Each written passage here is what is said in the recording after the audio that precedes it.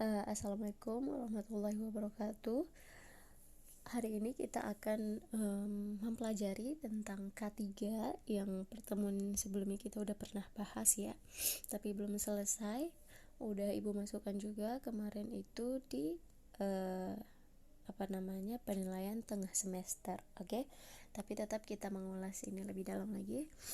K3 sesuai dengan hurufnya, K-nya ada 3, kepanjangan dari keselamatan dan kesehatan kerja ya. Dan ini di lingkungan perkantoran. Oke, materi dan subtemanya. Yang pertama itu ada keselamatan dan kesehatan kerja ya. K3 itu sendiri apa? Kemudian yang kedua kita lihat ada jenis-jenis alat pelindung dirinya.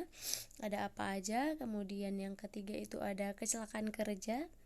Kemudian yang keempat, pelaksanaan prosedur K3 di perkantoran itu seperti apa. Dan yang terakhir, ergonomi di lingkungan kantor. Oke, jadi ada 5 hal yang akan kita pelajari nanti. Oke, pertama kita lihat untuk K3-nya, subtema yang pertama. Jadi K3 ini sendiri itu adalah upaya ya. Jadi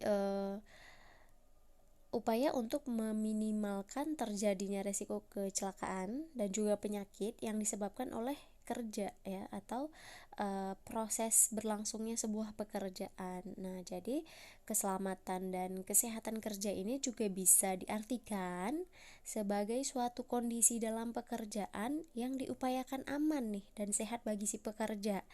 Dan gak hanya cuman bagi pekerja aja ya, bagi perusahaan, masyarakat, serta lingkungan sekitar perusahaan itu tersendiri. Oke, kemudian bisa kita lihat bahwasanya resiko kecelakaan kerja itu bisa terjadi kapanpun dan dimanapun ya. Jadi nggak hanya di perusahaan yang punya resiko yang tinggi, nggak hanya di perusahaan yang orangnya kompetensinya rendah, tidak, tapi bisa terjadi kapanpun dan dimanapun dan kepada siapapun. Nah, maka dari itu seluruh pihak yang terkait nih, baik si pekerja maupun si perusahaan, itu wajib banget mengedepankan prinsip K3 supaya apa? Menghindari kerugian yang diakibatkan oleh kecelakaan kerja ya.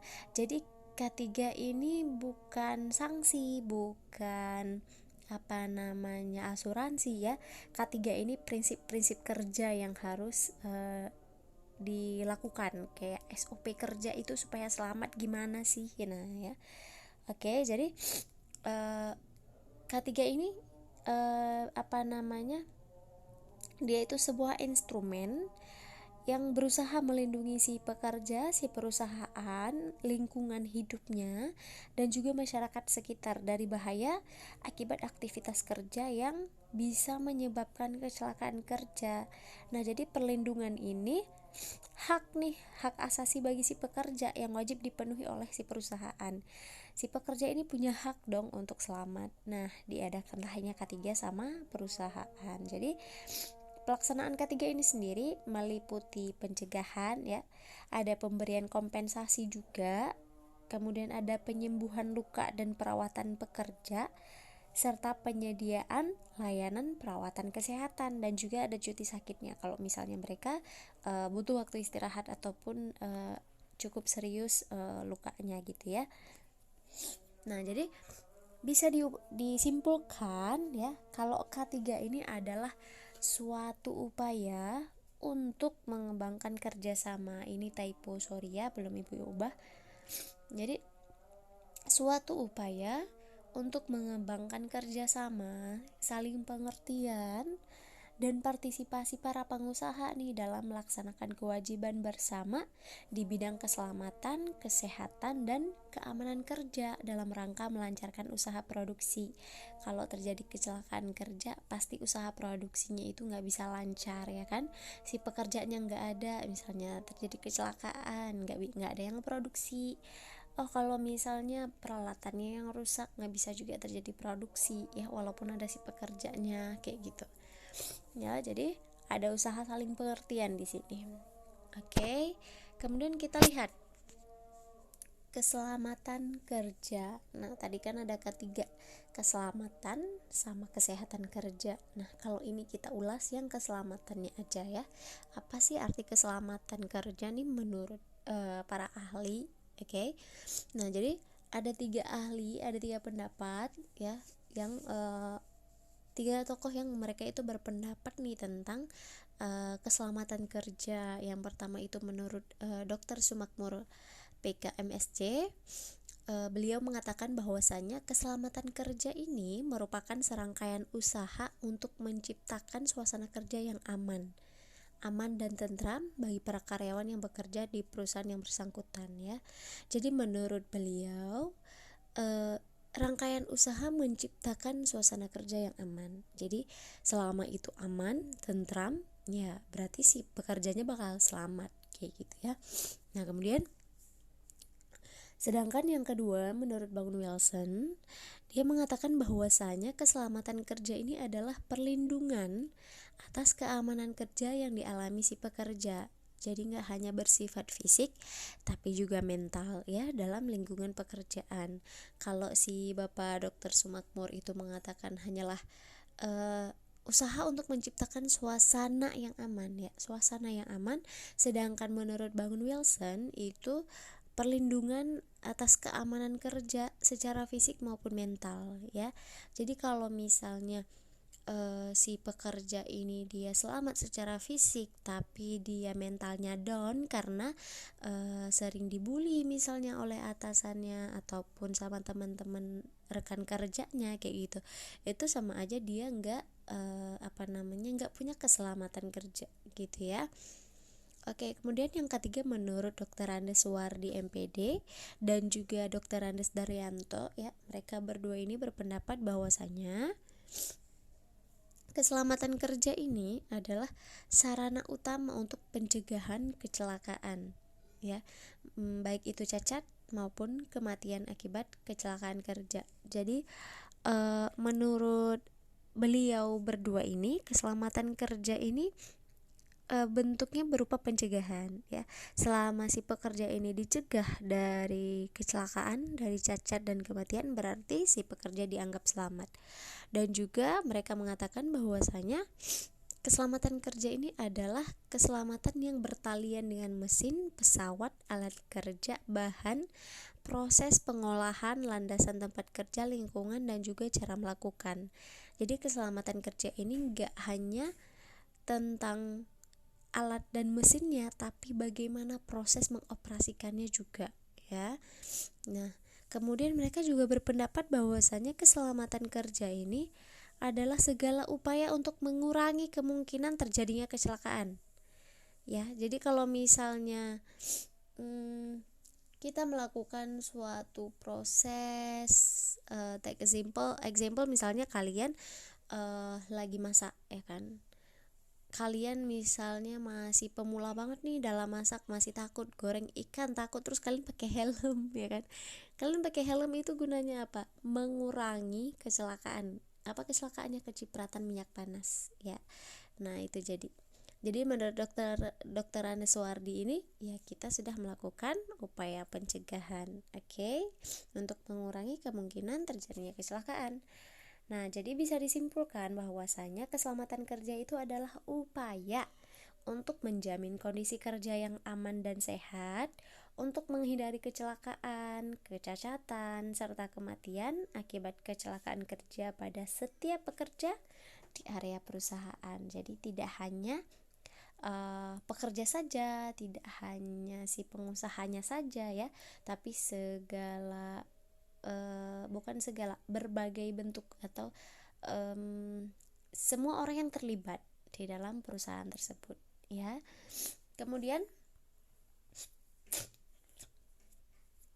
kita lihat di sini faktor-faktor yang mendukung keselamatan kerja. Apa saja sih faktor yang bisa mendukung terjadinya keselamatan kerja? Nah, yang pertama kita lihat pengaturan jam kerja. Jadi pengaturan jam kerja ini harus memperhatikan kondisi kesehatan pekerja. Jangan sampai pekerja yang fisiknya lemah gitu ya, yang udah tua misalnya, disuruh kerja selama 12 jam penuh tanpa berhenti. Nah, itu namanya dia tidak memperhatikan K3 untuk si pekerja tersebut. Kemudian yang kedua, pengaturan jam istirahat. Nah, ini juga harus sesuai untuk menjaga kesehatan dan kestabilan pekerja. Kan biasanya kalau kita bekerja selama 4 jam penuh, itu dikasih waktu berhenti selama setengah jam atau 1 jam, seperti itu ya. Dan itu juga diatur di dalam undang-undang. Kemudian pengaturan penggunaan peralatan kantor. Nah, penggunaan peralatan kantor ini juga harus diberlakukan pengaturan nih yang menjamin kesehatan pekerja. Jangan sampai nanti penggunaan peralatannya itu yang bisa bikin alatnya capek karena pengaturannya nggak sesuai, terus nanti bisa menyebabkan kecelakaan kerja karena ngehang lah ya kan, error dia gara-gara nggak ada pengaturan yang jelas kayak gitu. Terus kemudian pengaturan sikap tubuh. Nah ya, jadi pengaturan sikap dan anggota badan kita ini harus efektif. Jadi jangan sampai menimbulkan gangguan ketika kita bekerja. Kita badannya leyeh-leyeh nih, terus ngangkat badan. Misalnya kita ngangkat beban yang harusnya itu menggunakan 2 tangan, karena sikap kita ogah-ogahan kita ngangkat 1 tangan, akhirnya apa? Cedera tangan satunya ya. Terus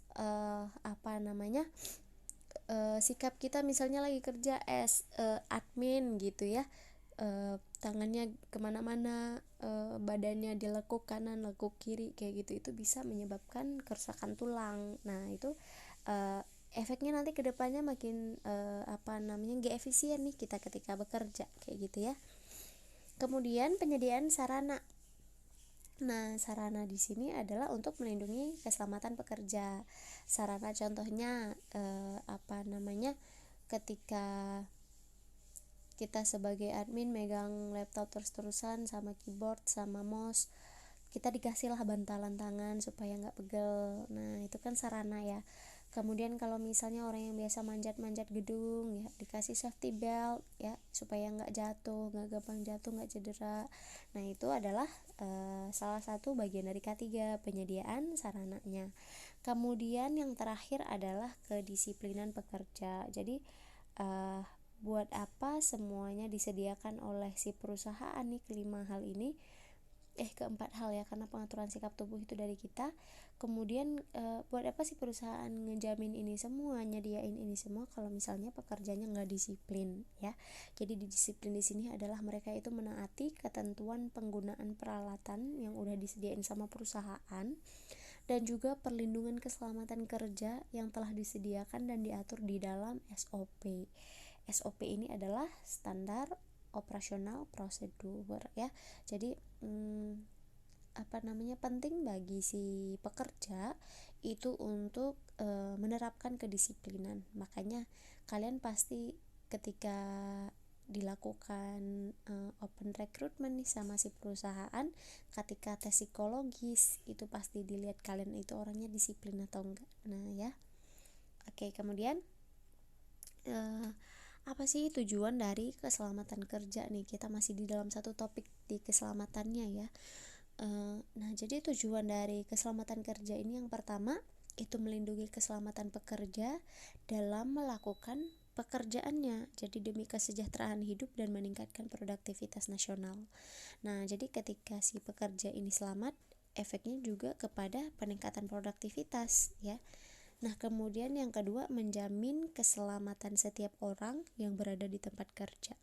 Nah, jadi ketika diadakannya keselamatan kerja sama si perusahaan, nah itu seluruh pekerja bisa terjamin keselamatannya. Kemudian yang ketiga, memelihara sumber produksi yang digunakan supaya tetap aman dan efisien. Nah, sumber produksi pun jadi terpelihara karena apa?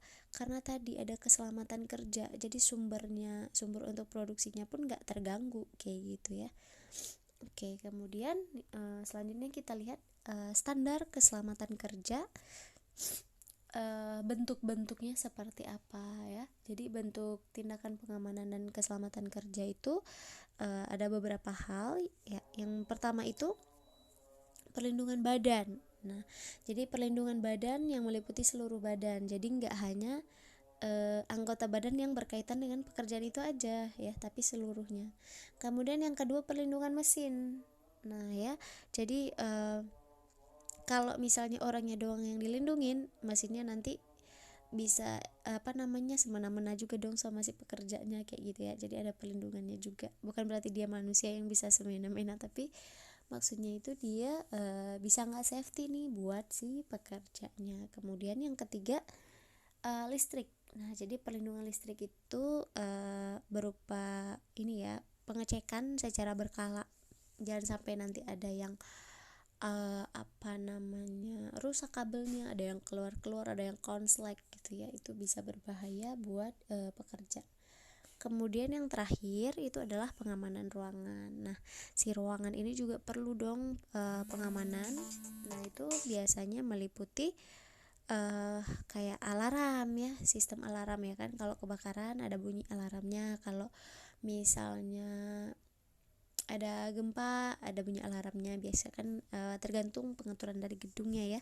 Kemudian ada alat pemadam kebakaran, ada penerangan yang cukup, kemudian ventilasi yang baik ya, dan juga ada jalur evakuasi yang memadai. Karena biasanya untuk gedung-gedung ketika terjadi kebakaran itu harus langsung punya rute atau alur untuk keluar dari gedung tersebut. Seperti itu. Nah, keselamatan kerja sudah kita ulas, kemudian kita masuk kepada kesehatan kerja.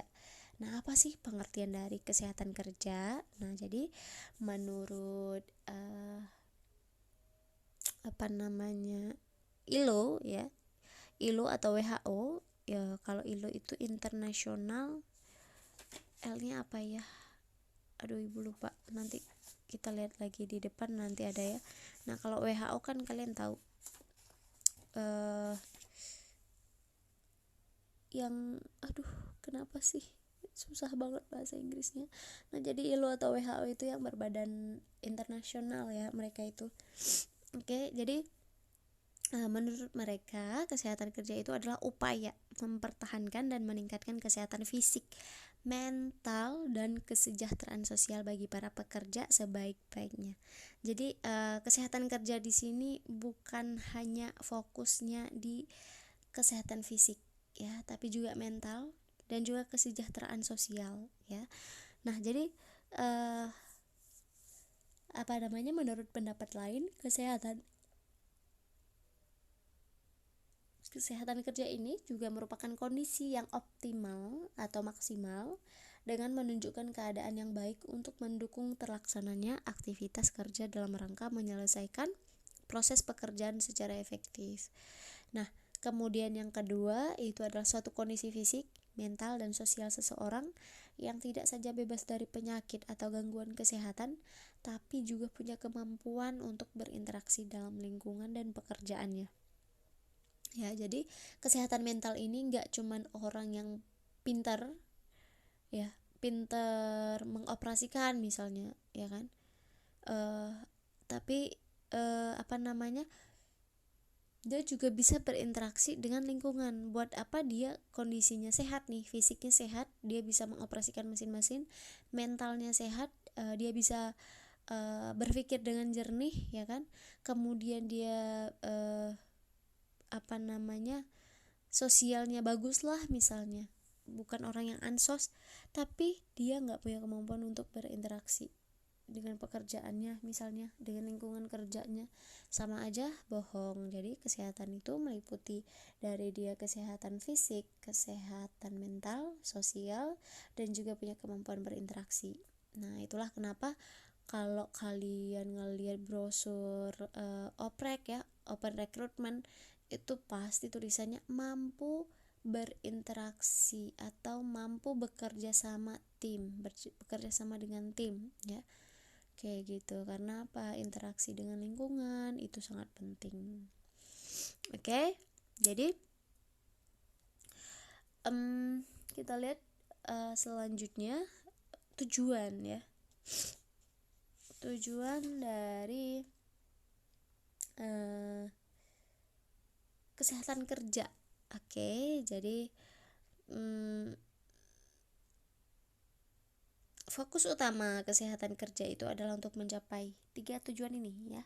pemeliharaan, perbaikan, sama pengembangan. Nah, pemeliharaan ini juga disertai dengan peningkatan kesehatan pekerja dan juga kapasitas kerjanya. Jadi kesehatan kerja ini tidak hanya tentang si pekerjanya ini sehat, tapi dia juga bisa meningkatkan kapasitas kerjanya dia gitu ya. Kalau dia pemalas dia sehat tapi pemalas, itu juga merugikan perusahaan gitu ya.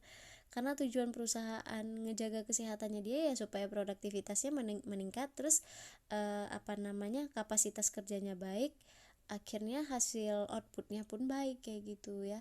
Nggak mungkin ada perusahaan yang mau ngasih fasilitas bagus tapi dia nggak punya feedback dari si pekerjanya gitu ya. Kemudian yang kedua, perbaikan. Nah, perbaikan di sini perbaikan kondisi lingkungan kerjanya serta pekerjaan yang kondusif bagi keselamatan dan kesehatan kerja. Jadi continue dilakukan perbaikan kondisi lingkungan gitu. Misalnya kayak kalian sekarang di sekolah udah diadakan lab AP, ada lab bahasa Inggris ya, yang biasa kan cuma lab komputer. Nah, itu adalah perbaikan kondisi lingkungan ya, supaya kalian be better dari sebelumnya gitu. Jadi balik lagi ke produktivitas kalian tadi gitu ya, kinerja kalian jadi lebih baik. Kemudian yang ketiga, pengembangan pengorganisasian pekerjaan serta budaya kerja yang mendukung K3. Jadi pekerjaannya itu diorganize sama budaya kerjanya itu juga supaya mendukung K3 ya. Jadi jangan sampai si perusahaan ini dia itu nggak melakukan pengembangan terhadap pengorganisasiannya. Nah, jadi dia harus terus menerus melakukan pengembangan. Nah, jadi selain tujuan, ada juga faktor-faktor pendukung nih kesehatan kerja, sama kayak tadi yang keselamatan ya. Nah, faktor pendukungnya ada apa aja? Yang pertama kita lihat pola makan yang sehat dan bergizi ya. Kemudian pola pengaturan jam kerja yang tidak mengganggu kesehatan pekerja. Misalnya di jam makan siang kita pasti dikasih isoma ya kan, istirahat, sholat, makan. Nah, jangan sampai mengganggu kesehatan, karena memang kalau udah siang hari waktunya manusia itu mendapatkan suplai makanan gitu ya. Kemudian yang ketiga, pola pengaturan istirahat yang cukup pada pekerja atau profesionalnya. Nah, jadi pengaturan jam istirahat pun harus jelas. Nah, misalnya kayak tadi isoma jam siang ya, kemudian nanti pas asar ada break lagi buat sholat kayak gitu ya. Jadi ya pengaturan istirahatnya itu cukup, nggak berlebih kayak gitu ya. Kemudian yang keempat, pola pengaturan tata cara sikap bekerja yang ergonomis. Nah, ini sama kayak yang tadi yang di keselamatan kerja ya, juga ada pengaturan sikap yang ergonomis gitu ya. Jadi bukan yang leleh, yang sembarangan, yang asal-asalan lah kayak gitu ya. Kemudian yang kelima, pola pengaturan lingkungan yang harmonis dan tidak mengganggu kejiwaan. Nah, di sini misalnya dibikin ruangan yang dindingnya transparan biar bisa ngeliat keluar, biar bisa refreshing gitu ya. Nggak harus jauh-jauh ngeliat pemandangan di luar aja udah seneng misalnya gitu. Kemudian tempatnya yang nggak bising gitu ya. Jadi itu juga menciptakan keharmonisan. Bahkan beberapa perusahaan sengaja beli pohon-pohon yang besar, yang tinggi, yang adem, supaya kalau dilihat keluar bikin enak kayak gitu ya. Kemudian yang keenam, pola pengaturan tata ruang kerja yang sehat. Nah, ini tata ruang kerja, tata ruang itu nanti kita pelajari di bab terakhir kalau nggak salah ya. Nah, jadi pola pengaturan tata ruang kerja yang sehat ini ya, itu juga sangat penting ya. Ini berkaitan juga dengan ergonomis. Kalau misalnya tata ruangnya sembarangan, kita ngeliatnya pasti sumpek ya kan, terus nggak estetik. Nah, nggak estetik, jadi kita jadi males gitu ngelihatnya. Nah, kemudian yang selanjutnya, pola pengaturan tata warna ya. Tata warna dinding, perabotan itu jangan sampai mengganggu kesehatan. yang harusnya punya ruangan kita yang butuh fokus tinggi dikasihlah warna hitam ya kan, yang ada hidup kita suram kayak gitu. Jadi itu juga harus memperhatikan kode etik kesehatan. Makanya kalau kalian contohnya kayak ke bank ya, ke perusahaan Google deh kayak gitu ya, itu pasti estetik banget. Sekarang startup malahan malahan yang perusahaan pemerintah juga udah mulai estetik ya, karena itu untuk psikologisnya kita kayak gitu, supaya kitanya merasa nyaman dan juga tenang. Nah, karena sehat itu nggak hanya tentang fisik tapi juga secara mentalitas ya. Kemudian pola pengaturan penerangan ruangan kerja yang memadai, jangan sampai ruangan kita itu redup, nggak cukup cahaya ya, remang-remang kita ngeliat aja sakit mata kayak gitu.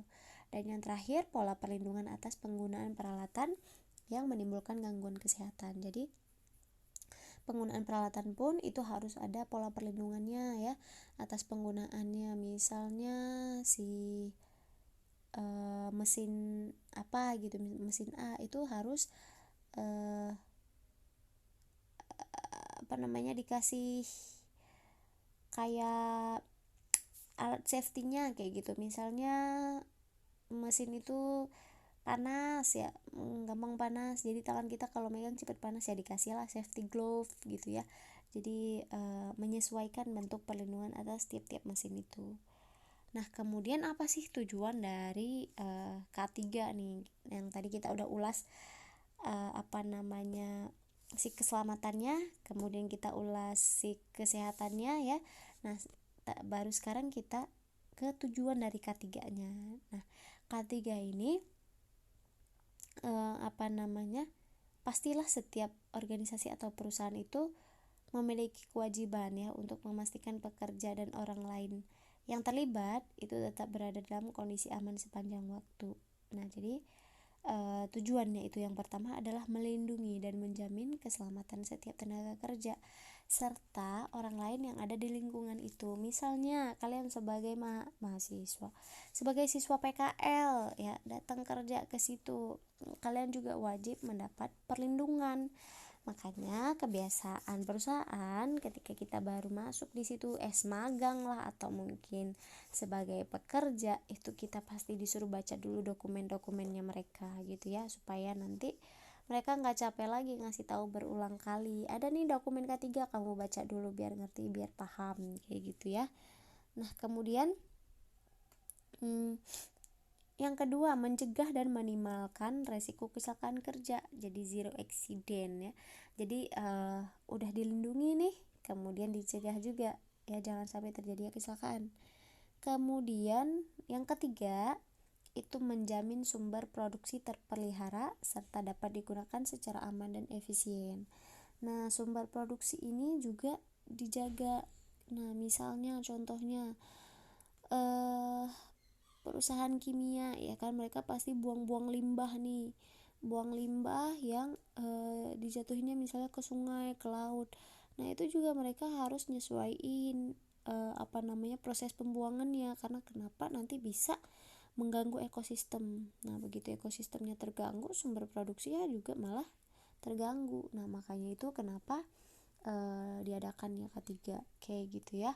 Jadi sumber produksinya itu bisa terpelihara. Kemudian yang terakhir, meningkatkan kesejahteraan hidup dan juga produktivitas nasional. Nah, jadi memang sebenarnya inti dari segala hal atau inti dari bisnis itu kan itu ya, kesejahteraan hidupnya gitu. Jadi diadakannya K3 supaya meningkat nih kesejahteraan hidup dan juga produktivitas itu bisa terus berjalan. Bayangkan kalau misalnya pekerjanya yang sakit-sakitan lah, yang selalu kena kecelakaan kerja, harus banyak ngeluarin kompensasi kan, keluar kompensasi, bayar-bayarin orang, terus produktivitasnya jadi keganggu deh gitu ya. Nah, itu dia tujuan dari diadakannya K3 atau dibikin K3 itu, ya itu tujuannya. Kemudian kita lihat di sini jaminan perlindungan karyawan. Nah, jadi sebelum sebelum undang-undang Ciptaker ya, jaminan pelindungan bagi keselamatan karyawan itu diatur di dalam pasal 108 ayat 1 Undang-Undang Nomor 25 tahun 1997 nih, tahun kelahiran ibu nih. Oke, jadi jaminan itu yang pertama itu K3, keselamatan dan kesehatan kerja, kemudian yang kedua moral dan kesusilaan, dan yang ketiga itu perlakuan yang sesuai dengan harkat dan martabat sebagai manusia serta nilai-nilai agama. Ya, jadi jangan sampai karyawan disuruh kerja mati-matian gajinya kecil kayak gitu ya. Jangan sampai si pekerjanya ini nggak dapat perlindungan sosial, nggak dapat jaminan keselamatan kayak gitu. Jadi di dalam undang-undang ini diatur nggak cuman ketiganya tapi moralnya, karena moral dan kesusilaan kan hak asasi manusia ya. Kemudian juga perlakuan yang sesuai, jangan sampai ada KKN, ada anak tiri, ada anak kandung di dalam perusahaan gitu ya. Kemudian di dalam pasal 3 Undang-Undang 1 itu juga mengatur tentang syarat keselamatan kerja. Nah, ini di tahun 1970, udah lama banget ya. Nah, jadi udah diatur syarat keselamatan kerja. Yang pertama itu mencegah dan mengurangi kecelakaan kerja. Jadi supaya selamat ya memang harus dicegah sama dikurangi nih kecelakaan kerjanya gitu ya. Kemudian yang kedua mencegah, mengurangi dan memadamkan bahaya kebakaran. Dan yang ketiga mencegah dan mengurangi bahaya peledakan, karena memang sumber sumber kerugian yang paling besar itu adalah kebakaran ya. Kita lihat dong berita-berita selalu ketika ada kebakaran yang disebutin kerugiannya itu bisa sampai miliaran bahkan triliunan ya. Nah, itu sangat merugikan sekali.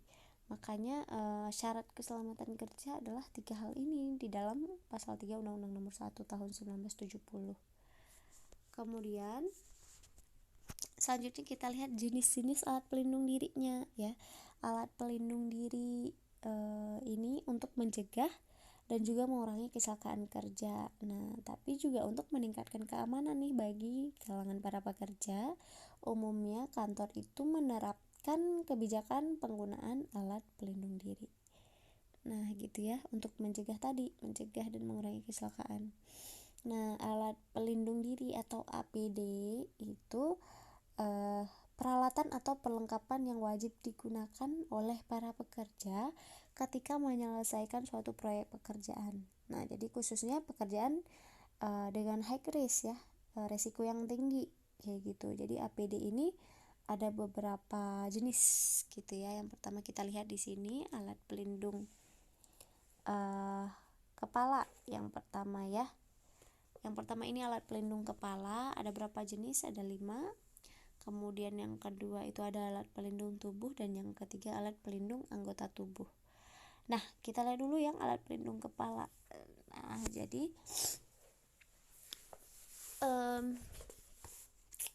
yang pertama kita lihat itu ada safety helmet. Nah, jadi alat pelindung kepala ini untuk melindungi anggota kepala kita ya. Nah, yang pertama kita lihat ada safety helmet. Nah, safety helmet ini adalah helm yang berguna untuk melindungi kepala dari resiko benturan ya, terantuk, tertimpa, atau kena pukulan benda-benda yang bisa melukai kepala. Jadi helm pelindung ini umumnya dibuat dari bahan plastik yang kuat dan dilengkapi dengan sabuk pengait biar nggak jatuh-jatuh gitu ke belakang gitu ya. Kayak helm lah, cuman bedanya kalau helm kan bahannya dilapisi sama ini ya, busa gitu, tapi plastiknya nggak cukup kuat lah. Kalau nggak ada busa itu kena benturan gitu kan, cukup kuat sih tapi masih kurang kalau untuk bekerja kayaknya. Nah, jadi kalau misalnya si safety helmet ini dia itu dari bahan yang cukup keras ya, bahan plastik yang kokoh. Kalian pasti ngeliat kan kalau misalnya kontraktor lah atau apa gitu, kalau ke tempat kerja itu yang di lapangan mereka pasti pakai helm warna-warni itu loh. Nah, itu namanya safety helmet.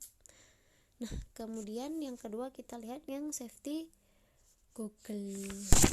Nah, ini kacamata pelindung ya. Nah, jadi ini fungsinya untuk melindungi mata dari paparan partikel yang melayang di udara. Jadi bukan untuk melindungi dari matahari ya, bukan kita mau ke pantai gitu pakai ini, bukan.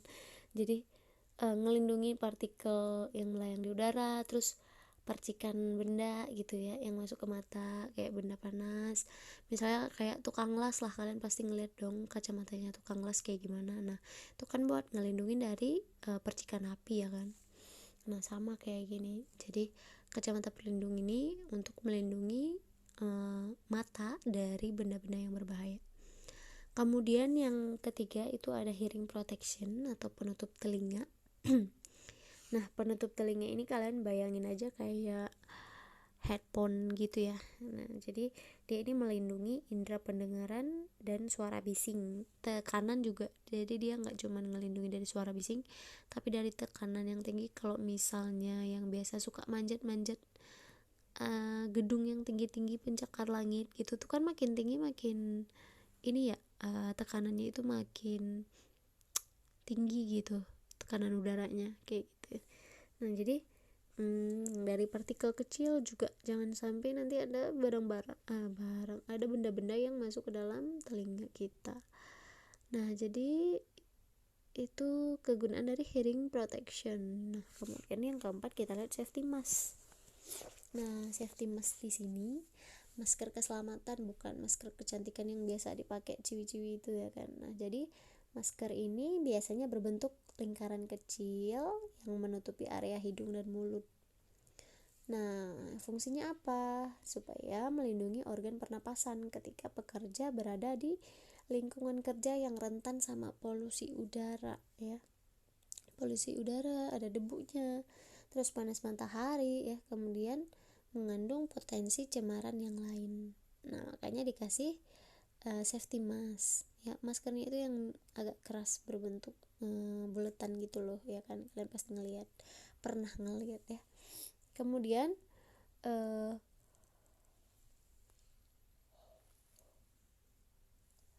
kemudian yang terakhir itu adalah face shield ya. Face shield atau pelindung wajah.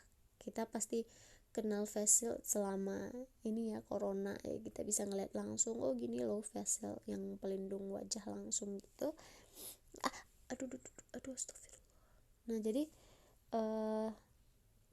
pelindung wajah ini fungsinya ya sesuai dengan namanya ya, melindungi wajah dari paparan bahan kimia, percikan benda kecil ya, kemudian benda panas ataupun uap panas, benturan ya, serta pukulan keras benda keras dan tajam. Face shield ini tergantung pekerjaannya ya bentuknya. Kalau misal contoh kita ngadepin corona, berarti face shieldnya yang transparan kan, yang yang dia itu bisa berbentuk dari mika ataupun dari kaca kayak gitu ya, tergantung budget. Tapi kalau misalnya untuk yang pekerjaan, nah itu tergantung pekerjaannya apa dulu. Kalau misalnya dia tukang las, face shieldnya pasti dari besi. Tapi kalau misalnya pekerjaannya beda lagi, nah face shieldnya itu beda lagi kayak gitu ya. Jadi tergantung tingkat pekerjaannya kayak gitu. Kemudian selanjutnya kita lihat untuk alat pelindung tubuh. Nah pelindung tubuh ini maksudnya itu tubuhnya kita ya, keseluruhan gitu, bukan anggotanya, karena kalau anggota yang ini nanti ya. Nah kalau alat pelindung tubuh ini digunakan untuk melindungi anggota tubuh kita yang utama ya, jadi bukan anggota yang kecil-kecil. Nah yang pertama kita lihat apron. Apron ini bahasa lain dari celemek. Kalau kalian masak kalian pasti tahu, atau yang pernah ngeliat MasterChef ya. Jadi ini melindungi tubuh kita dari percikan bahan kimia dan juga suhu panas. Nah ini tergantung dia apa dulu nih pekerjaannya gitu ya, jadi menyesuaikan dengan pekerjaan kayak gitu. Nggak mungkin dong berhadapan sama biji timah besi dia pakai apron yang buat masak kayak gitu ya, nggak cocok kayak gitu. Kemudian ada safety vest atau rompi. Nah rompi ini pelindung yang bertujuan untuk mencegah terjadinya kontak atau kecelakaan. Nah safety vest ini mungkin kalian bisa ngeliat contohnya di baju-baju perang ya, itu kan rompi besi itu kan kalau pedang mau nusuk kita kan jadi nggak muat gitu, karena rompinya itu berbentuk besi-besi bulat gitu ya, melindungi dari kontak benda tajam. Kemudian ada safety clothing. Nah, ini pakaian pelindung tubuh. Kalian bisa lihat contohnya di sekarang kalau dokter-dokter nanganin corona ya. Itu namanya safety clothing. Nah, melindungi anggota tubuh pekerja dari hal-hal yang membahayakan saat bekerja, mengurangi resiko terluka dan juga identitas. Nah, jadi dia kerjanya apa dulu nih? Pasti safety clothingnya itu berbeda. Ya, safety clothing untuk kontraktor, safety clothing untuk orang pertambangan, safety clothing untuk orang pemadam kebakaran, itu kan beda-beda kayak gitu ya. Jadi bisa kita lihat itu sebagai identitas dari mereka pekerjaannya apa, bisa kita lihat dari safety clothingnya. Kemudian kita lihat yang selanjutnya, alat pelindung anggota tubuh. Nah, ini baru ukurannya lebih kecil dari yang tadi. Nah, tapi fungsinya itu juga nggak kalah penting kok sama yang tadi ya. Jadi ini yang untuk anggota-anggota kecil kayak tangan, kaki gitu ya. Nah, jadi yang pertama kita lihat itu ada safety glove. Nah, glove di sini sarung tangan. Tergantung pekerjaan. Kalau pekerjaannya itu berkaitan dengan air ya, berarti glove-nya itu dari plastik. Kalau misalnya berkaitan dengan suhu panas ya, dia itu yang kain kayak gitu ya. Jadi tergantung pekerjaannya. Kemudian yang safety glove ini fungsinya itu untuk melindungi jari-jari dan tangan pekerja itu dari api, suhu panas, suhu dingin, radiasi ya, bahan kimia juga, arus listrik, bahan kimia, benturan pukulan, dan goresan benda tajam. Nah, jadi kalian pasti pernah dong ngeliat orang pergi ke sawah tapi pakai glove. Nah, itu supaya nggak kena sabitan dari ininya ya, dari apa sih namanya itu, parangnya ya gitulah, celurit. Nah, dari celuritnya kayak gitu. Jadi tergantung dari pekerjaannya ya.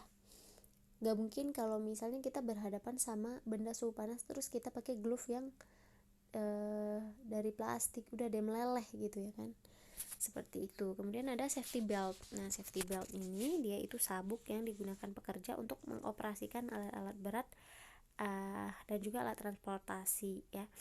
Jadi kalau orang yang biasanya ngebersihin gedung, kalian pasti ngeliat dong mereka itu pakai safety belt biar nggak jatuh. Atau orang-orang yang di pertambangan ya, yang biasanya ngorek-ngorek ke dasar laut, itu juga butuh safety belt gitu ya. Kemudian tujuannya itu adalah membatasi ruang gerak pekerja supaya nggak terjatuh saat mengoperasikan alat-alat itu. Kemudian yang ketiga itu ada safety boot atau shoes ya. Jadi ini pelindung yang umumnya berbentuk sepatu boot, tapi boot itu ada banyak bentuknya ya. Kalian bisa lihat di gambar di sini, ada yang dia sampai nutupin betis, ada yang nutupin cuman sampai mata kaki doang ya, kayak gitu ya. Jadi tergantung dari pekerjaannya. Nah, ini fungsinya itu melindungi kaki pekerja dari benturan ya, tertimpa benda berat, tertusuk benda tajam, atau mungkin terkena cairan panas atau dingin ya. Kemudian terkena uap panas dan bahan kimia berbahaya juga, dan juga menghindari permukaan yang licin. Kayak itu kan, kalau misalnya nyeker nanti kan kepleset, serem juga gitu ya. Nah, kemudian kecelakaan kerja. Nah, tadi kita udah di subtema pertama tentang ketiga, sekarang masuk ke subtema kedua, kecelakaan kerja. Nah, jadi kecelakaan kerja itu apa sih? Nah, jadi kecelakaan kerja ini bisa kita lihat di sini adalah peristiwa yang enggak diduga sebelumnya dan senantiasa dihindari atau diminimalkan dampaknya. Enggak ada dong orang yang bercita-cita bisa mendapatkan kecelakaan kerja, enggak ya, itu karena merugikan pihak pekerjanya. Kemudian kecelakaan ini bisa mengakibatkan kerugian baik bagi penderita maupun pihak terkait secara material. Nah, jadi kerugian materialnya itu bisa dari ringan maupun berat gitu ya. Di sini kalian bisa ngeliat contohnya orang yang jatuh dari tingkat ketinggian padahal dia udah pakai safety belt. Nah di sini bisa jadi letak kesalahannya di dianya atau di APD-nya dia. Misalnya dia nggak pakai helm, kena bentur, jatuh ya kan, kayak gitu. Jadi tergantung, atau mungkin bisa jadi dia pingsan karena belum makan sarapan pagi gitu ya kan, karena kan salah satu kesehatan kerja juga asupan gizi ya kan. Nah kemudian itu dia pengertian dari kecelakaan kerja. Nah jadi jenis kecelakaan kerja ada apa aja nih, jenis jenis kerugiannya maksudnya. Oke, jadi jika terjadi kecelakaan kerja kita pasti mengalami kerugian. Nah jadi ada 5 nih jenis kerugian dari kecelakaan kerja. Yang pertama kerusakan ya. Jadi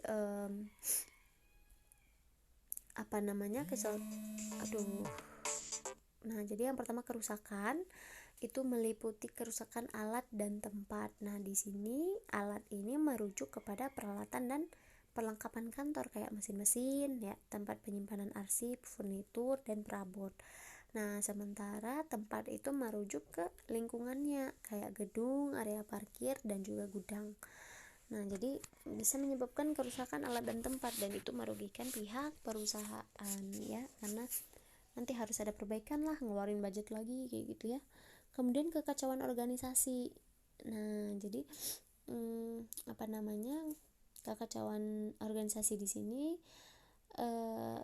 khususnya yang terlibat dalam proses produksi. Jadi kayak contoh nih kecelakaan kerja mengakibatkan rusak mesin kan, mesin produksi. Nah jadi gak bisa beroperasi nih karena yang biasanya buat produksi jadi kehenti gara-gara alatnya atau mesinnya itu rusak. Nah jadi dampaknya ke minim produk yang dihasilkan, outputnya itu jadi minim. Nah ketika minim produknya, outputnya itu minim, itu juga dampaknya ke minim laba. Ketika minim laba, kondisinya itu bisa kepada pengurangan jumlah tenaga kerja lah ya kan, jadi kacau gitu organisasinya gitu, jadi nggak berjalan sebagaimana mestinya. Kemudian beban mental. Nah jadi untuk pekerja yang rajin itu ketika mereka mengalami kecelakaan kerja nih, itu jadi kayak sesuatu yang menakutkan gitu bagi mereka, karena ketika mereka mengalami kecelakaan kerja, nah itu bisa menghambat produktivitas mereka. Mereka tuh jadi kayak stres, ini kenapa begini, ini kenapa begitu gitu kan. Nah apalagi kalau misalnya itu kecelakaan dampak buruk ke tubuhnya dia kayak luka-luka atau cacat permanen. Kan kita sering ngeliat orang-orang yang ambisius banget dalam bekerja, tiba-tiba dia mengalami kecelakaan yang mengakibatkan kelumpuhan. Itu dia bisa sangat-sangat memaki-maki dirinya sendiri, kenapa bisa begini, kenapa bisa begitu ya kan, yang akhirnya itu beban mental berubah menjadi depresi, putus asa ya, hilang kepercayaan diri sampai dia nggak mau kerja lagi, nggak mau berinteraksi lagi sama orang kayak gitu. Nah itu salah satu bentuk kerugian dari kecelakaan kerja. Kemudian kelainan dan cacat. Nah ini dia, ketika masih beban mental yaitu mungkin kerugiannya bersifat mental ya, yang gak kasat mata, tapi itu berefek kepada kesehatan mental gitu ya. Kemudian kalau yang keempat ini itu kelainan dan cacat. Nah ini bersifat fisik ya. Jadi kelainan dan cacat permanen ini bisa berdampak buruk nih bagi si pekerja, karena merugikan si pekerja karena menghambat mobilitasnya mereka. Contoh kayak yang tadi lumpuh ya kan, dia jadi nggak bisa kerja, efeknya juga ke beban mental gitu ya. Kemudian misalnya dia mengalami kebutaan ya kan, nggak bisa dong untuk melanjutkan pekerjaannya dia yang melibatkan penglihatan kayak gitu. Jadi ini juga sangat mempengaruhi kondisi mentalnya si pekerja tadi, nggak hanya mobilitasnya dia gitu ya. Nah si perusahaan ketika si pekerjanya mengalami cacat seperti ini, dia tetap memperoleh uang ganti dan kompensasi, tapi gak dirasa pasti nggak cukup lah kompensasi itu dibanding dengan apa yang mereka dapatkan gitu ya kan. Nah, dan resiko yang terakhir yang paling merugikan itu adalah kematian ya. Cacat itu orangnya masih bisa kita lihat, tapi kadang ada orang yang bilang better mati ketimbang cacat seumur hidup katanya ya, tapi nggak tahu lah. Jadi prefer ke masing-masing orang. Memang kalau misalnya kita bekerja menyebabkan kematian, nanti siapa sih yang bisa menjadi penggantinya gitu. Kalau misalnya dia seorang kepala keluarga gitu, pasti efeknya harus ada pengganti dong dari orang tersebut gitu kan. Nah, seperti itu. Jadi dampak buruk yang terakhir dari kesalahan kerja itu adalah kematian ya. Jatuh dari ketinggian sekian meter, meninggal di tempat gitu ya. Keluarganya dapat kompensasi, tapi setelah itu siapa yang mencari nafkah kayak gitu. Nah, jadi kerugian-kerugian akibat kecelakaan kerja ini bisa ditaksir jumlahnya. Jadi sehingga pemberian kompensasi itu atau penggantian itu bisa dikalkulasi ya. Jadi biaya kompensasi dalam kecelakaan kerja itu terbagi menjadi dua, ada biaya langsung sama yang tersembunyi. Nah, kalau biaya langsung itu pemberian kompensasinya itu dikasih secara langsung kepada si pihak yang mengalami kecelakaan gitu ya, atau yang bertugas menangani perbaikannya. Nah, kemudian kalau yang tersembunyi itu biasanya pengeluaran yang nggak terhitung pada saat terjadinya atau pasca kecelakaan kerja, kayak perbaikan kayak gitu kan, yang nggak kelihatan kasat mata gitulah kayak gitu. Nah, kemudian kita lihat faktor kecelakaan kerja. Ada 3 faktor nih, faktor si manusianya sendiri, faktor pekerjaan, sama faktor lingkungan. Nah, untuk yang faktor manusia sendiri itu terbagi jadi beberapa ya. Yang pertama ada umur, tingkat pendidikan, pekerja kurang fokus, kemudian pengalaman kerja, koordinasi otot, dan kelelahan. Nah, kenapa umur bisa menyebabkan kecelakaan kerja? Kan seseorang kalau misalnya dia semakin tua nih ya kan, produktivitasnya menurun ya kan, dia jadi kayak matanya udah nggak sejeli dulu lagi, ataupun ototnya, koordinasi otot ya juga itu berpengaruh. Kemudian kebugaran tubuhnya juga berkurang. Nah, otomatis itu menyebabkan dia lebih mudah terkena kecelakaan kerja gitu ya. Beda dengan orang-orang yang anggota tubuhnya masih bekerja prima kayak gitu. Cuman kalau di beberapa perusahaan kita lihat banyak terjadi kecelakaan adalah orang-orang muda. Kenapa? Karena orang-orang muda ini tingkat kecerobohannya tinggi ya. Jadi mereka juga minim pengalaman dan juga orangnya tergesa-gesa pengen cepet kelar gitu ya, yang akhirnya menyebabkan kecelakaan kerja karena pengen berlomba cepet-cepet, pengen cepet kelar kayak gitu. Nah, seperti itu. Nah, kemudian yang kedua ada tingkat pendidikan. Nah, ini dia, orang-orang yang tingkat pendidikannya tinggi itu pasti mempengaruhi latar belakang ya. Nah, orang yang tingkat pendidikannya tinggi ini dia pasti cara berpikirnya lebih matang, beda dengan orang yang pendidikannya rendah ya. Karena bukan gimana-gimana, tapi memang ketika seseorang pendidikannya semakin tinggi, dia itu memandang segala sesuatu itu dari berbagai sudut pandang, gak yang hanya benar atau salah, tapi bisa jadi ada kemungkinan di tengah-tengahnya. Jadi ketika dia bertindak pun dia penuh pemikiran yang matang gitu, nggak yang sembrono, nggak yang kayak tergesa-gesa atau ceroboh kayak gitu ya. Jadi pola pikirnya itu lebih matang ketimbang orang yang tingkat pendidikannya rendah gitu ya. Kemudian pekerja yang kurang fokus, misalnya dia lagi ada beban di rumah, lagi ada masalah di rumah atau di tempat lain, kemudian ketika dia bekerja pikirannya nggak ke situ. Nah, itu juga bisa menyebabkan kecelakaan kerja. Kemudian pengalaman kerja. Nah, seseorang yang punya pengalaman lebih banyak itu biasanya semakin minim tingkat kecelakaan kerjanya, atau mengalami kecelakaan kerjanya dia semakin minim. Karena kenapa?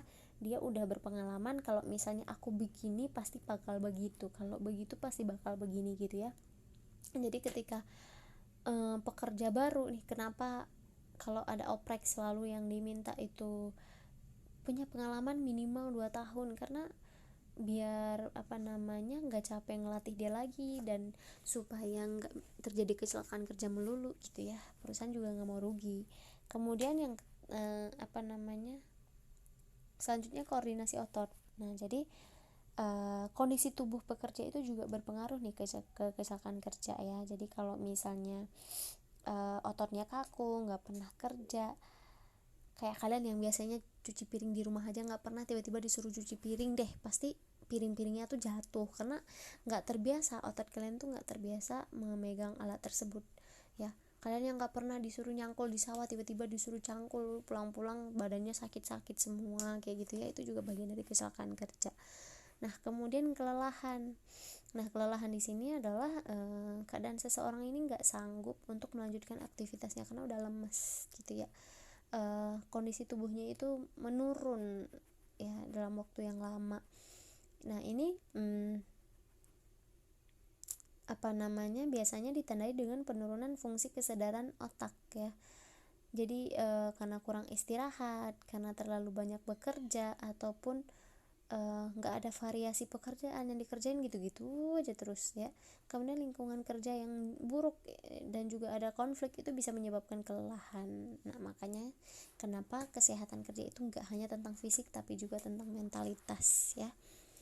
Nah itu dia faktor untuk si manusianya. Kemudian kita lihat untuk yang faktor pekerjaannya sendiri, itu ada giliran kerja sama jenis pekerjaan ya. Shift-shiftan, kalau misalnya dibagi antara si ini yang pagi, si itu yang malam, enak. Tapi kalau misalnya kerjanya nggak bergilir, dia terus kapan istirahatnya gitu ya kan.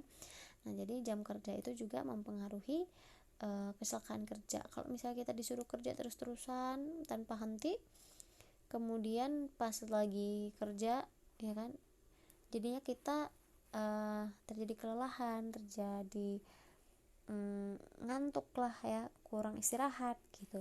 Sama juga ketika kalian dikasih shiftnya malam, tiba-tiba dipindah jadi shift pagi, jadi jadi kaget, ada shock culture ya. Jadi badan kita kayak nggak nerima gitu, ada hal yang baru gitu, harus ada adaptasi lagi kayak gitu. Kemudian baru jenis pekerjaan. Nah jenis pekerjaan ini pengaruhnya itu besar ya terhadap terjadinya kecelakaan kerja. Jadi kalau misalnya pekerjaan yang mengandalkan fisik itu biasanya dia bekerja di lingkungan fisik ya, mengandalkan fisik, tapi lingkungan kerjanya kurang bagus. Nah itu resiko kecelakaannya makin tinggi gitu ya. Jadi contohnya misalnya kalian bekerja nih di proyek pembangunan jembatan layang gitu ya, itu pasti lebih besar resikonya ketimbang kalian jadi admin kantor kayak gitu ya. Nah itu dia jenis pekerjaan. Kemudian yang faktor lingkungan, kita lihat ada lingkungan fisik, lingkungan kimia, dan juga biologi. Nah kecelakaan kerja di lingkungan fisik ini yang pertama yang di lingkungan fisik itu ada dua. Yang pertama pencahayaan, yang kedua kebisingan. Jadi ketika pencahayaannya itu memadai ya, itu pasti kecelakaan kerja bakal minim. Contoh kalian kerja di pertambangan, pasti dong kalian butuh penerangan yang cukup, kalau enggak nanti kalian salah gali ketiban mati di situ ya kan. Nah jadi pencahayaan secara fisik pencahayaan itu butuh. Kemudian kebisingan. Nah kalau misalnya tempat kerjanya itu berisik gitu ya, itu juga pengaruhnya negatif ke si pekerja karena timbul gangguan komunikasi nih, dan juga ada perasaan terganggu. Alah apa sih, kalian aja kalau lagi belajar terus ada suara mobil, motor, atau suara orang lagi nukang kayak gitu, itu juga bisa terganggu gitu kan. Nah apalagi kalau misalnya ketika bekerja ada suara bising terus terjadi miskomunikasi.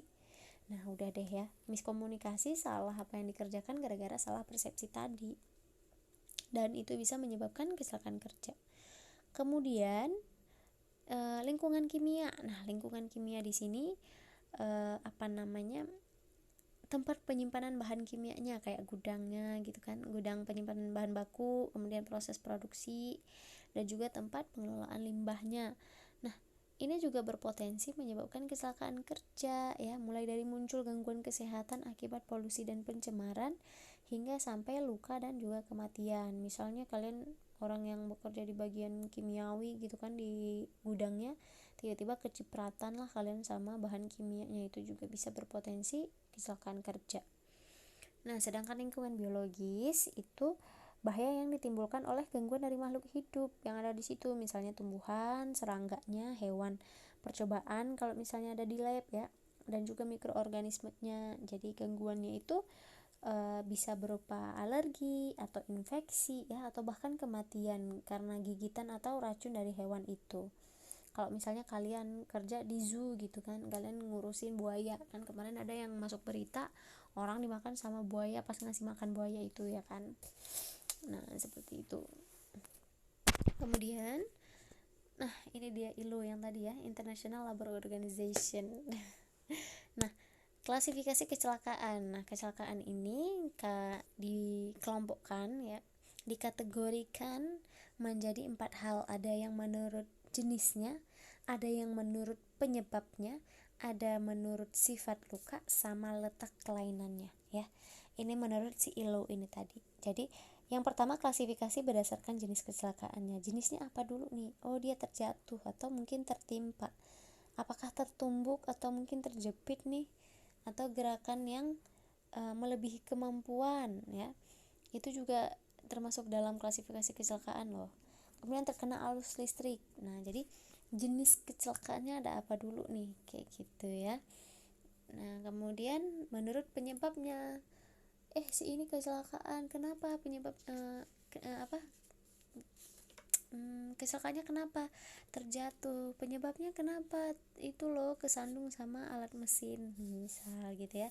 Jadi penyebab kecelakaan di sini itu bisa disebabkan oleh mesin ya, bisa disebabkan oleh alat angkut dan alat angkat, atau peralatan lain, atau bahan-bahan atau zat-zat dan penyebab radiasi, lingkungan kerjanya juga bisa, ataupun penyebab lain yang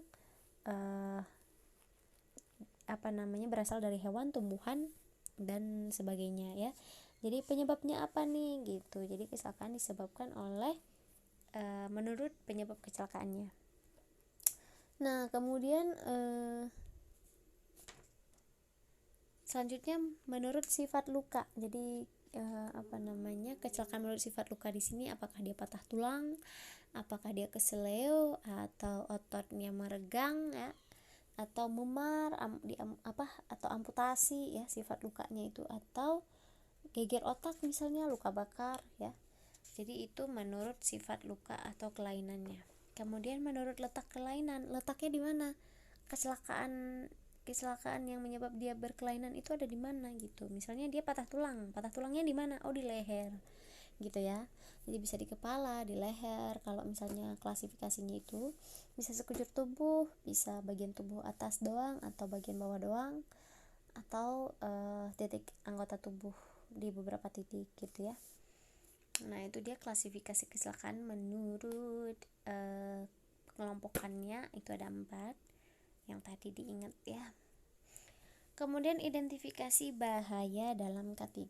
Jadi bahaya ini bisa dimaknai sebagai sumber atau keadaan yang berpotensi terhadap terjadinya kerugian dalam bentuk cedera atau penyakit. Nah, jadi untuk bisa mengetahui nih kemungkinan terjadinya bahaya, jadi diperlukan dong tindakan pencegahannya. Pencegahannya dengan apa? Dengan identifikasi bahaya. Nah, jadi identifikasi bahaya ini apa sih?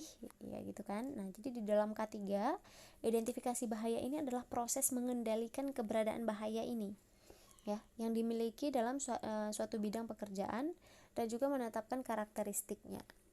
Seperti itu ya. Jadi kalian bisa lihat di sini nih di gambar ya kan, di identifikasi bahayanya. Astagfirullah. Dilihat nih tekanan-tekanannya, alat-alat bendanya berbahaya atau enggak ya, jadi diidentifikasi. Nah, kemudian tujuan identifikasi bahaya itu apa? Nah, mungkin kalian bingung arti identifikasi apa sih? Identifikasi ini tuh kayak menemukan ya, apa namanya, mencari tahu nih di mana bahayanya kayak gitu. Jadi tujuannya itu yang pertama, mengidentifikasi, mengklarifikasi dan mengendalikan bahaya serta resiko dari setiap pekerjaan yang dilaksanakan secara rutin ataupun tidak. Jadi bahaya ini atau resiko dari setiap pekerjaan ini diidentifikasi ya, dicari tahu, kemudian diklarifikasi ya, kemudian dikendalikan. Seperti itu. Kemudian yang kedua, menetapkan target dan program peningkatan kinerja berdasarkan hasil identifikasi tadi. Itu tujuannya gitu ya. Jadi diidentifikasi bahayanya supaya nanti ada peningkatan kinerja ketiga. Nah, kemudian aktivitas dalam identifikasi bahaya itu ada apa aja? Nah, jadi aktivitasnya itu yang pertama, aktivitas kerja rutin ataupun non rutin ya. Jadi yang dilakukan identifikasi itu yang pertama di aktivitas kerja yang rutin ataupun non rutin. Jadi nggak cuman yang rutin doang nih yang diidentifikasi, tapi yang non rutin juga, karena biasanya ketika yang non rutin kita abaikan itu bisa justru berpotensi punya bahaya gitu ya kan. Nah, kemudian aktivitas semua pihak yang memasuki tempat kerja termasuk tamu yang datang itu juga diidentifikasi. Kan ada kadang perusahaan yang kalau misalnya tamunya nggak dijaga dengan baik, bisa jadi dia bawa bom bunuh diri ya kan. Nah, kayak gitu itu juga bisa menyebabkan bahaya. Kemudian infrastruktur, perlengkapan dan material di tempat kerja ya, itu juga harus diidentifikasi. Nah, yang digambar tadi itu alat-alatnya ya kan yang diidentifikasi. Kemudian bahaya dari luar lingkungan tempat kerja. Nah, ini kayak misalnya lingkungan fisiknya seperti apa gitu ya, lingkungan biologisnya, apakah ada makhluk-makhluk berbahaya dari luar gitu ya. Kemudian desain tempat kerja ya, instalasi mesinnya, prosedur operasionalnya, kemudian struktur organisasinya termasuk pada penerapan terhadap kemampuan manusianya itu juga diidentifikasi.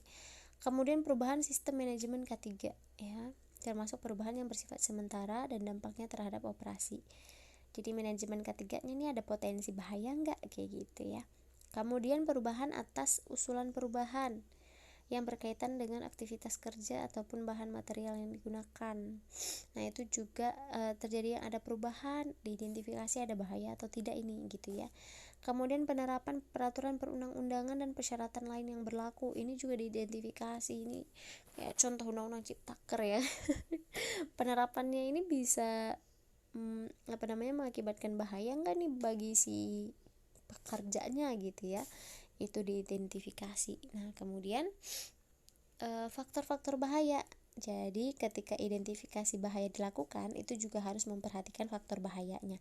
Faktor bahayanya yang pertama ada faktor biologi, ada faktor kimia, faktor fisik dan mekanik, ada faktor biomekanik, ada faktor psikis dan sosial, dan juga dampak lingkungan. Nah, kalau yang biologis itu biasanya jamur, virus, bakteri gitu ya. Kemudian faktor kimia itu bisa berupa gas, uap, debu ya, yang mengandung racun lah gitu. Kemudian faktor fisik dan mekanik itu kayak infrastruktur, mesin-mesin, alat berat ya. Kemudian faktor biomekanik itu postur posisi kerja ya, pengangkutan manual, gerakan berulang, atau ergonominya. Biomekanik itu ya, lebih kepada struktur tubuh kita dalam bekerja gitu. Kemudian faktor psikis dan sosial. Nah, ini kayak beban kerjanya, komunikasinya, pengendalian manajemennya, lingkungan sosial, tempat kerja, kekerasan dan intimidasi kayak gitu. Kemudian yang terakhir dampak lingkungan kayak air, tanah, udara ya. Sumber daya energinya kayak sumber daya alam, flora dan faunanya gitu. Nah, ini diidentifikasi ini faktor-faktor ini nih gitu. Kemudian kita masuk ke subtema yang ketiga, pelaksanaan prosedur K3 perkantoran ya. Ini yang keempat ya, udah masuk subtema yang keempat. Nah, jadi kita lihat di sini apa sih pengertian dari prosedur kerja itu ya, kerja ketiga. Jadi setiap instansi yang mengandung potensi bahaya itu wajib melaksanakan ketiga. Nah, prosedur ketiga itu adalah serangkaian prosedur yang dijalankan dari awal sampai akhir dalam suatu pekerjaan. Nah, jadi pelaksanaan prosedur ketiga ini adalah proses suatu kegiatan dalam pekerjaan dengan memperhatikan keselamatan, kesehatan, dan keamanan kerja para karyawannya gitu. Nah, itu ya prosedur kerjanya. Nah, tujuannya apa sih? Tujuannya supaya meningkatkan efektivitas perlindungan ketiga secara terencana, terukur, terstruktur, dan terintegrasi ya. Meningkatkan efektivitasnya gitu. Kemudian yang kedua mencegah kecelakaan kerja dan juga mengurangi penyakit akibat kerja. Nah, kemudian yang ketiga menciptakan sistem kerja yang aman. Jadi dari awal sampai akhir ya, sampai kepada outputnya itu sistem kerjanya itu aman. Itu makanya kenapa diperlukan pelaksanaan prosedur. Kemudian yang keempat mencegah terjadinya kerugian. Jadi nggak hanya moral tapi juga material akibat kecelakaan kerja. Kemudian yang kelima, melakukan pengendalian terhadap resiko yang ada di tempat kerja. Nah, jadi ini dia tujuan dari pelaksanaan prosedur K3 ya. Karena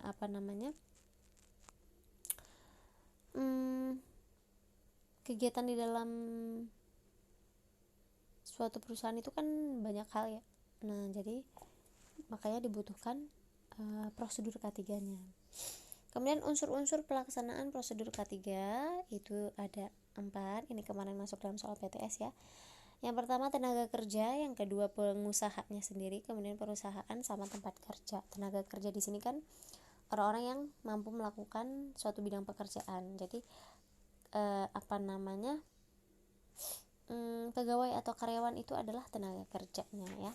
Kemudian pengusaha di sini pimpinannya yang menjalankan perusahaannya gitu.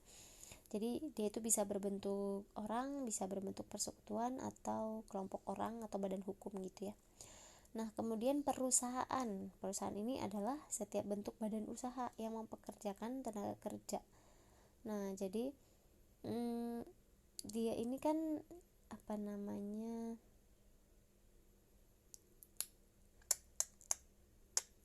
kepemilikan dari si pengusaha yang tadi.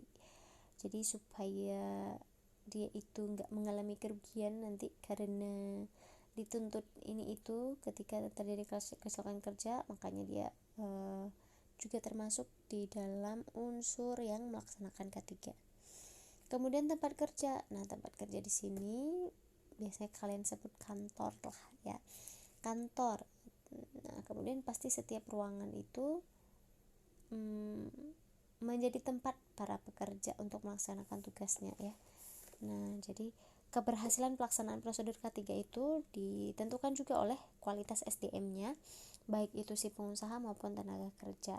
Jadi perlu juga adanya pelatihan dan juga keseriusan setiap pihak nih dalam upaya peningkatan keselamatan kerja.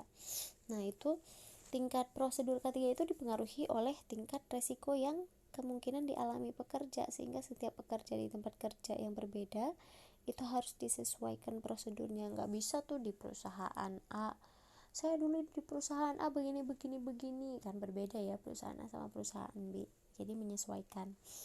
Nah, jadi disesuaikan dengan kebutuhan, dengan fasilitas, terus dengan kapasitas ya, dan juga menyesuaikan dengan undang-undang dan peraturan Menteri Tenaga Kerja gitu. Nah, kemudian kita masuk ke dalam subtema terakhir, ergonomi di lingkungan kantor. Nah, ergonomi itu apa sih sebenarnya gitu ya. Jadi ergonomi ini adalah ilmu yang mempelajari tentang tata aturan hubungan antara manusia dan pekerjaan, alat-alat kerja, serta lingkungan kerjanya. Jadi hubungan ya, tata aturan hubungan manusia sama hal-hal sekitarnya itu namanya ergonomi ya. Jadi kalau kata ILO sih penerapan ilmu biologi manusia sejalan dengan ilmu rekayasa untuk mencapai penyesuaian bersama antara pekerjaan dan manusia secara optimal dengan tujuan agar bermanfaat demi efisiensi dan kesejahteraan. Nah, ergonomi ini juga studi tentang gerakan yang efektif dan efisien ya. Jadi kalian kerja gimana sih supaya efektif dan efisien gerakannya? Nah, si ergonomi ini membahas itu gitu ya. Jadi supaya kelelahan dan kecelakaan kerja itu bisa dihindari dan juga kinerja produktivitas kita juga lebih optimal. Begitu ya. Nah, kemudian kita lihat ada 3 komponen nih di dalam ergonomi. Yang pertama, antropometri. Antropometri ini adalah pengukuran untuk mengetahui variasi fisik manusia ya. Jadi dia ini berperan penting dan juga sering dimanfaatkan dalam bidang perancangan kayak desain peralatan, pakaian, dan juga tempat kerja. Jadi ketika kalian baru masuk di suatu tempat atau suatu pekerjaan, kalian diukur nih bajunya atau gimana, atau desain alatnya buat kalian. Nah, itu pasti menggunakan antropometri. Kemudian yang kedua, biomekanika. Nah, ini kajian untuk mempelajari struktur tubuh manusia. Nah, jadi ini digunakan untuk melihat kaitan antara beban kerja yang diberikan dan pengaruhnya pada tubuh pekerja yang mengelola itu. Ya, jadi kayak keterlibatan otot manusia dalam proses penyelesaian suatu pekerjaan itu masuk ke dalam biomekanika. Kemudian yang ketiga ada psikologi. Nah, ini kajian tentang interaksi yang bersifat psikologis antara mesin dan pekerja yang mengoperasikannya. Misalnya stres yang dialami pekerja akibat rutinitas harian dalam mengoperasikan mesin gitu ya. Kemudian menjadi data untuk penelitian selanjutnya. Itu dia 3 komponen dari ergonomi: antropometri, biomekanika, sama psikologi. Nah, kemudian kita lihat tujuan dari ergonomi. Tujuannya yang pertama memaksimalkan efisiensi tenaga kerja ya. Jadi jangan sampai boros tenaga lah gara-gara terjadinya kesalahan kerja kayak gitu ya. Kemudian menjamin keselamatan dan kesehatan kerja, karena dengan adanya ergonomi, posisi kerja yang pas, postur yang baik, jadi gak ada cedera gitu ya. Kemudian meningkatkan kenyamanan dan produktivitas kerja. Gak cuman kenyamanan doang yang ditingkatin, tapi produktivitas juga meningkat ya. Kemudian memaksimalkan pekerjaan. Nah, ketika pekerjaannya jadi maksimal, gak ada waktu yang terbuang, gak ada tenaga yang terbuang, dan produktivitasnya meningkat. Kemudian yang terakhir, menciptakan dan membudayakan jaminan sosial selama masa kerja produktif ya. Nah, jadi ada jaminan sosialnya nih ya, dijadikan sebuah budaya selama masa kerja tentunya. Kemudian manfaat dari ergonomi itu apa sih? Nah, manfaatnya ada banyak nih, ada 12. Yang pertama kita lihat menurunnya angka gangguan kesehatan ya. Gangguan kesehatan akibat tugas dan pekerjaan itu jadi menurun. Kemudian menurunnya angka kecelakaan. Kemudian mengurangi juga nih biaya pengobatan ya, karena nggak ada penyakit, karena nggak ada kecelakaan, jadi perusahaan juga nggak ngeluarin banyak budget untuk ngasih kompensasi. Kemudian juga mengurangi dampak stres ya, stres akibat kerja, dan juga meningkatkan produktivitas di kalangan para pekerja, produktivitas kerjanya ya, kinerjanya dia. Kemudian mengoptimalkan pendayagunaan SDM ya, jadi melalui keterampilannya ditingkatin nih keterampilan kerja. Kamu kalau kerja tuh begini loh supaya tidak begini kayak gitu ya, jadi ada trainingnya biasanya. Kemudian mengurangi waktu yang terbuang. Nah, waktu yang terbuang karena ketidakefisiensian. Jadi dengan adanya ergonomi jadi lebih efisien, terus waktunya nggak terbuang sia-sia gitu kan. Kemudian semakin baiknya alur kerjanya jadi bagus yang diterapkan karena mengikuti prosedur ketiga tadi, mengikuti ergonomi juga. Nah, kemudian rasa aman dan nyaman karena bebas dari ancaman cedera. Kemudian kepuasan kerja meningkat. Kemudian bertambahnya kecepatan, ketepatan, dan keselamatan kerja, dan mengurangi energi dan kelelahan yang berlebihan. Itu manfaat dari adanya pelaksanaan ergonomi. Biasanya kalian kalau lihat di perusahaan-perusahaan, bukan perusahaan, di tempat produksi ya, itu pasti kalian ngelihat rutinitas berulang dari pekerjanya itu yang ergonomis gitu, nggak yang bikin tangan sakit lah, kelelahan lah atau apa. Jadi kayak gampang aja gitu kerjanya ya. Nantilah kalau sempat ibu kasih video salah satu bentuk ergonomi ya.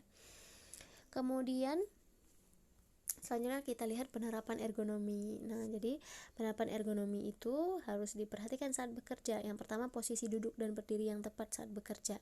Jadi ketika kita bekerja dalam posisi duduk, itu kaki tidak terbebani oleh berat tubuh ya, dan posisinya itu dalam keadaan stabil selama bekerja. Nah, ketika bekerja dalam posisi berdiri, posisi tulang belakang kita itu vertikal ya, dan berat badan itu tertumpu dan secara seimbang pada kedua kaki. Nah, kemudian pekerjaan dengan posisi berdiri ini harus diimbangi dengan posisi duduk supaya tubuh nggak terbebani pada satu tumpuan dan menyebabkan kelelahan. Jadi ketika kalian bekerja sambil berdiri, itu juga harus ada sesekali duduknya ya. Kemudian yang kedua, peralatan kerja. Peralatan kerja di sini itu harus digunakan para pekerja mudah dijangkau gitu ya, dan sesuai dengan ukuran tubuh mereka. Jadi jangan sampai alatnya gede, orangnya kecil, terus kelimpungan sendiri gitu, berat ya. Kemudian pengukuran jarak juga diperlukan karena ukuran tubuh setiap orang di suatu negara itu kan berbeda-beda ya, kayak gitu. Kemudian, nah ini peralatan kerja ini yang masuk ke dalam antropometri tadi ya, pengukuran peralatan dengan pengukuran tubuh manusianya. Kemudian tata letak tempat kerja. Nah, jadi tata letak tempat kerja dan display itu harus terlihat. Simbol-simbol yang digunakan itu harus bersifat internasional, jadi semua orang tahu gitu ya. Jadi untuk membantu pemahaman setiap pekerja dan pengunjung dan minimalkan kecelakaan kerja. Pasti kalian kan sering lihat simbol-simbol kayak danger kayak gitu, atau high voltage kayak gitu ya.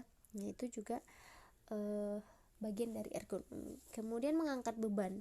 Nah, dalam pengangkatan beban itu sebaiknya dipilih yang optimum. Jadi beban fisik maksimum yang bisa dikerjakan dalam mengangkat beban itu adalah 50 kilo menurut ILO ya. Jadi dalam mengangkat beban sebaiknya tekan pinggul yang mendukungnya secara langsung. Jadi bermacam-macam cara dalam mengangkat beban nih, diantaranya bisa dengan kepala, bahu, tangan, dan punggung. Nah, beban yang terlalu berat itu bisa menimbulkan cedera tulang punggung dan jaringan otot serta persendian.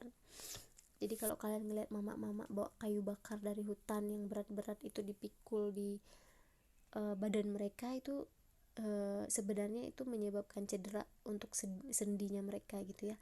Kecuali kalau itu memang 50 kilo itu nggak masalah gitu. Nah, kemudian sikap duduk. Nah, sikap duduk yang paling baik terhadap kelangsungan otot manusia itu adalah sedikit membungkuk ya, tapi bukan berarti membungkuk banget gitu.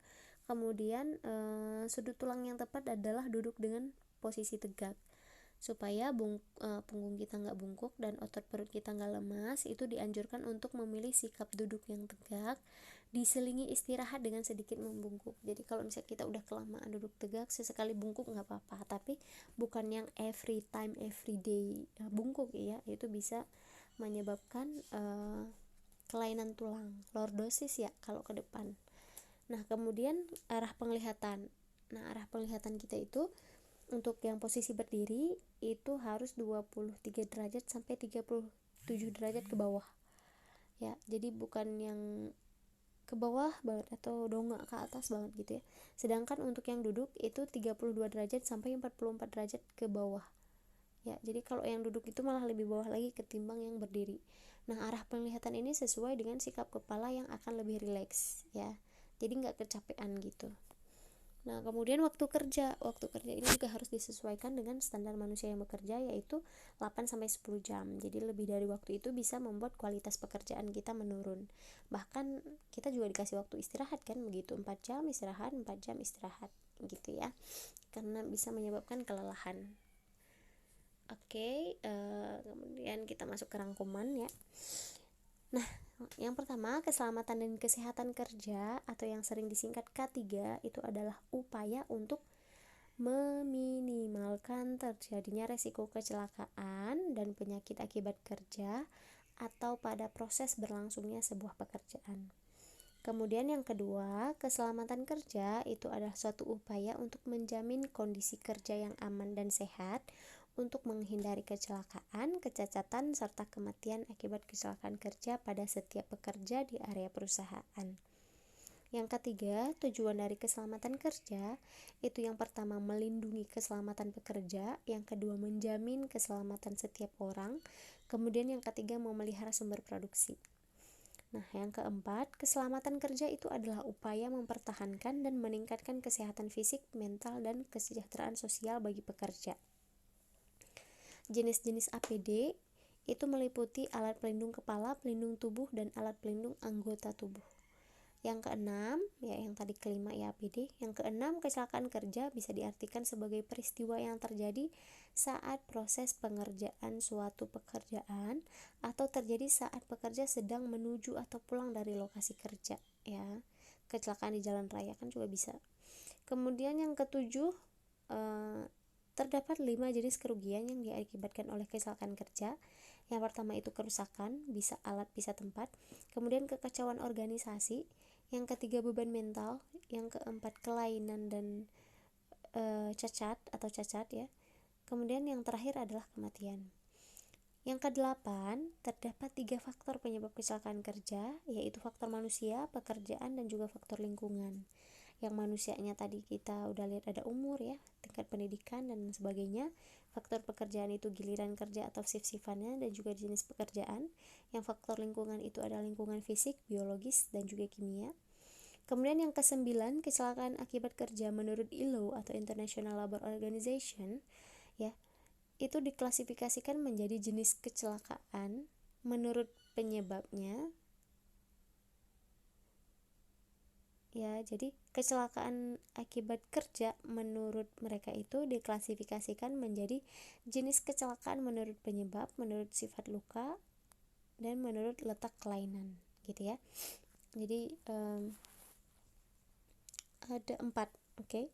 Kemudian yang ke-10, penyebab kecelakaan kerja karena faktor manusia antara lain itu ada umur, ya ini yang tadi ya, ada umur, tingkat pendidikan, pekerja yang kurang fokus, pengalaman kerja, koordinasi otot, dan kelelahan.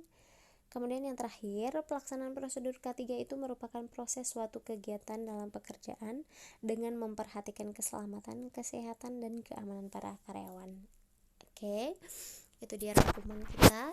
Kalau ada pertanyaan silahkan kalian komen di bawah ya. Oke, thank you for today. Karena ini kan waktunya 1 jam 27 menit. Kalian kemarin udah ibu jelaskan sampai yang identifikasi bahaya ya. Nah, jadi kalian bisa langsung lanjut di identifikasi bahaya. Ini sengaja ibu rekam dari awal supaya yang merasa kemarin gak datang atau ketinggalan atau kurang kedengaran bisa ngulang dari awal. Tapi bagi kalian yang mau lanjut supaya waktunya gak kebuang, kalian bisa nonton dari identifikasi bahaya. Oke? Thank you so much for your attention. Jangan lupa tulis nama kalian di bawah ya. Ibu cek siapa yang udah nonton sama yang belum. Oke? Terima kasih. Wassalamualaikum warahmatullahi wabarakatuh. Selamat pagi.